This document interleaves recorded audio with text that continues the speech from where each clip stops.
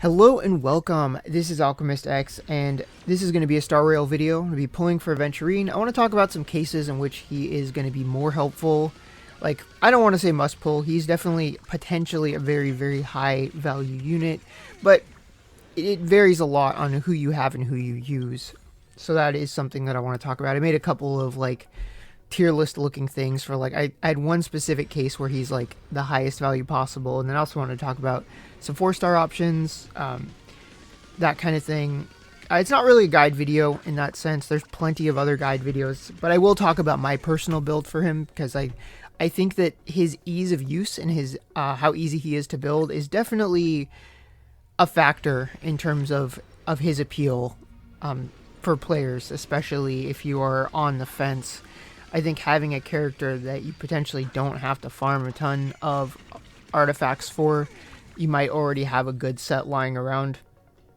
I ended up already having a good set lying around for the Knight of Purity Palace. I did end up switching up some stuff, and I used one self-modeling resin to get him going, but usually when a new character comes out, I'll usually give them at least one self-modeling resin if I'm serious about using them, and I'm definitely serious about using Aventurine because he is, for my account, a lot of objective value. Like, I already really like the character. Like, he's definitely got potential to be my favorite character in the game story-wise.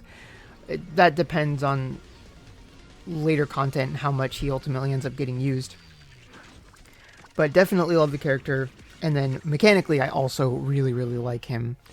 Now, you may have heard that the very just hands down most optimal team for him is going to be with Topaz, Dr. Ratio, and Ron May. It's a very well-oiled machine. You've got damage boosting, weakness break efficiency up, a lot of follow-up attacks, which then reinforce Aventurine's shield. He's got a debuff on his ult, and so just Dr. Ratio and Topaz will just shoot a lot of follow-up attacks, and nobody will ever take any damage. It's very good. That's definitely one of the reasons I wanted to go for him, because Topaz and Dr. Ratio are pretty high up on my use list. Topaz was just a unit I really liked, and I was lacking in fire at the time. And then Dr. Ratio got for free, so that one was pretty self-explanatory, and he ended up just being an absolutely excellent unit. I think it's kind of funny. I think in some ways, not 100%, but in some ways he's better, or at least easier to use than Imbibitor Lune, as long as he got the debuffs going. Alright, so this is the golden pull. There's no mystery here. I already had it guaranteed. I didn't really pull on the Acheron just because I didn't want an accidental dupe to do it. And here is Aventurine. So a lot has happened. So I did this the day that he came out. And so I'm not 100% done with him, but I am most of the way there. I've got him usable for most content. So next up, I want to go over the lists that I made for when I really consider a must pull. Talk about 5 stars, then we'll talk about 4 stars, and then after that I'll actually showcase using him after having raised him, and I'll talk about the builds, that kind of stuff. Alright, let's move along here. Okay, so this is the general list I made. If this is a good descriptor of your account, then Aventurine is going to be very close to a must pull, just in terms of how helpful he'll be and how helpful he'll synergize with the DPS units at the top. And then if you don't have enough sustain you, then it's very much recommended. Ronmei, I know that she is a part of the best Aventurine team, but even if you don't have her, I wouldn't worry about that too much. You can always get her later, which I do recommend. If you don't have Ronmei, 100%, I'd say she should be at the very top of your list for units to get, because she's just so universal. Silver Wolf is another one who's very good to have, but don't worry about that too much. Maybe Silver Wolf is part of your other Memory of Chaos or Pure Fiction team, and maybe it involves Blade, who Blade and Aventurine do not go together at all. So she could work either way. Not a huge worry, but in general, the main thing is going to be, do your main damage dealers use follow-ups? And then how are you doing in terms of sustain? So if you love follow-ups and you're lacking sustain, then that's where Aventurine is going to help you out the most. So next up, let's talk about the 4-star units, because maybe you don't have all of the 5-star units raised, or you use 4 stars in place of them, or just characters that you really like are 4 stars. So in general, the same principles are going to apply. In general, I'm going to operate under the assumption that you've got Dr. Ratio just because he was a free unit and he's very, very good to have. If you have an account that is very 5-star hungry, then Ratio is very, very helpful in that case. So that was why I'm still emphasizing debuffs. Aventurine himself doesn't really care that much about debuffs, although he can provide one. So if you don't use Ratio, the has debuffs is less of a benefit. But the follow-ups part is definitely going to be universal. And then for just otherwise helpful, assuming that whoever you're using is going to be attack scaler, which is very, very likely because one of the people that isn't an attack scaler blade is really not going to be good with Aventurine. So just supports that can either boost people's attacks, boost their speed, provide extra skill points. Ratio especially is a skill point hungry character. And then finally at the very bottom, Aventurine is the perfect sustain for Arlen, but I would only ever recommend using Arlen if you just absolutely love the character, just because you have to really, really hyper invest, and it might not be too great even if you are willing to do that. So that overall is what I have to say about kind of unit synergy and overall pull value when it comes to those synergies. So next up, I'm going to showcase my fight against one of the Echo of War bosses and talk about kind of how my Aventurine is built and how heavily I have decided to invest in him. Okay, so first up, a quick update. I decided to go for Aventurine's first Eidolon. It wasn't a guarantee, but I ended up winning the 50-50, and so I do have it, and it is featured in this boss fight here. It's not going to be a huge difference. Like, it's going to boost Ratio's damage a little bit, and I didn't rely on his ult too much anyway, but crit damage for characters that have the shield, and then his ult will reapply the shield too, which is good emergency shield kind of thing. I love the main Aventurine team so much that it was worth it to really hyper invest in him. And then just as a general sustain, as basically as long as it's not a dot team, then the crit damage is going to help, but it's really just a cherry on top compared to the quality of life that comes with the boost. Now that being said, I don't think it's really must have at all. I would not feel any pressure to do it. If you love the character, you plan on hyper investing in the team, it's definitely something to consider, because I think the sustain role is very, very important, but don't feel like his kit is in any way incomplete without the E1. It is just, it's pure extra, pure frosting, in other words. If you really want to hyper invest in general, I think damage is going to be better. And a lot of times for DPS units, that tends to come in the form of light cones. But it depends. Other factors can matter too. One thing for me that helped tip the scales was Luca. Because my Luca was E1 before I started pulling on the Aventurine banner. So him being on banner for Aventurine was a huge blessing for me, because I really like him. He's a unit that I don't use him very often, but the times when I do use him, I'm very, very glad to have him, because his bleed can be just very, very good to have.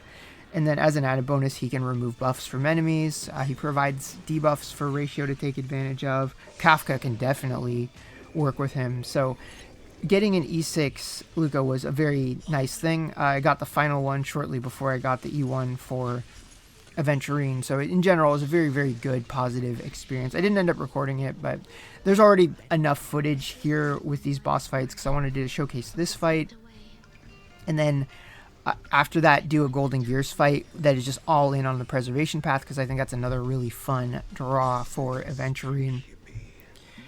So because E1 and Signature Light Cone are the same level of expense overall, you have like to clear 150-50, but otherwise it's the same. I think it's worth talking about which one is more worth it. In my opinion, E1 beats the Signature Light Cone hands down. The Signature could be really good if you really care about personal damage for Aventurine, or you are just all in on Acheron, because Acheron's not going to be that picky about her sustains, except that anybody who can provide a debuff is going to be really helpful. Aventurine already applies a debuff on his ult, and if you get an extra debuff via the signature for your Acheron, then that gives him a bigger edge over the other options for sustain. But that's such a big cost for what, in my opinion, is a small change. So unless you know that that's what you're all about, I don't really think the signature is worth it, especially because of how good Japard's Light Cone is on Aventurine. That's what I have on my Aventurine. It's really nice. It helps alleviate the need for defense from other sources. So if you do want to do personal damage, then you're freed up to do that.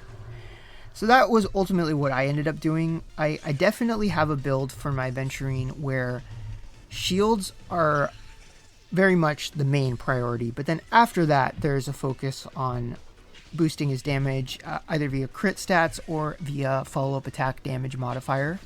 So I have 4-piece for the relic set, and I went with the Knight of Purity Palace because that's, as far as giving him the fattest possible shield, that is going to be the best set.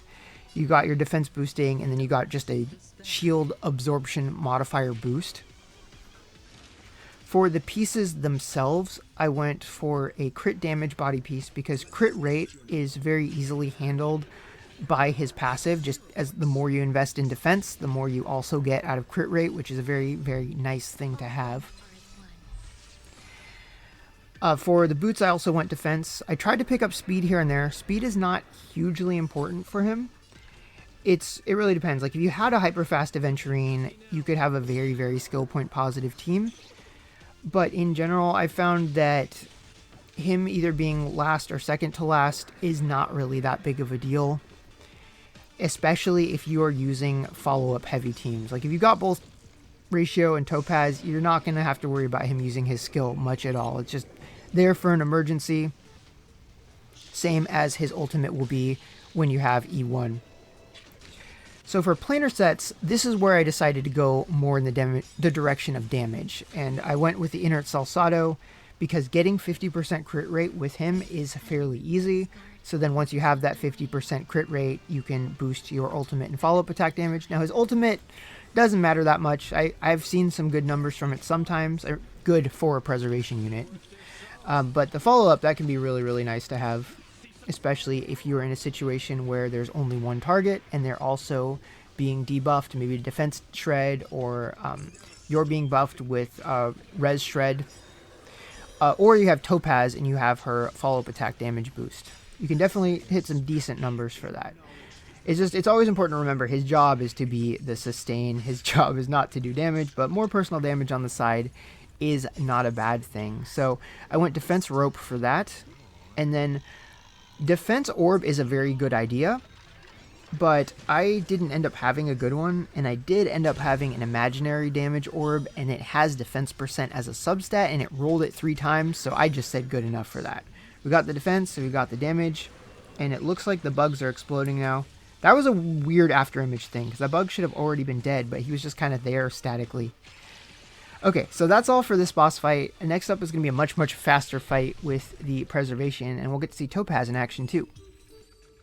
Okay, so this is the final boss of this Golden Gears segment. So, I have to address my character's missing HP. It was not from taking damage. As you can see, they're all missing the same ratio. Not to be confused with Doctor Ratio. It was an occurrence. I spent 99% of every character's HP in exchange for some stuff, and they since got back some of the health via hitting the green breakable items, and that's why they're missing health. As far as I know, this entire run, nobody lost any health via enemies damaging them. It has been very successful in that regard. It's been very optimal in terms of the Path of Preservation's resonances. I ended up getting all 3 of them. I got the 3-star blessing for quake damage on receiving enemy attacks, and the one for doing quake damage on enemies attacks, and then I ended up getting get 2 Path of Preservation upgraded blessings, and they were both quake related, so it was very optimal in that regard. And then as an added bonus, I was able to pick up some good elation blessings along the way. So that is why the damage has been so insane. But it's really fun because it's just not something that I've ever been able to do, because in terms of converting shield strength into damage, I just never had the raw ability to provide the shields.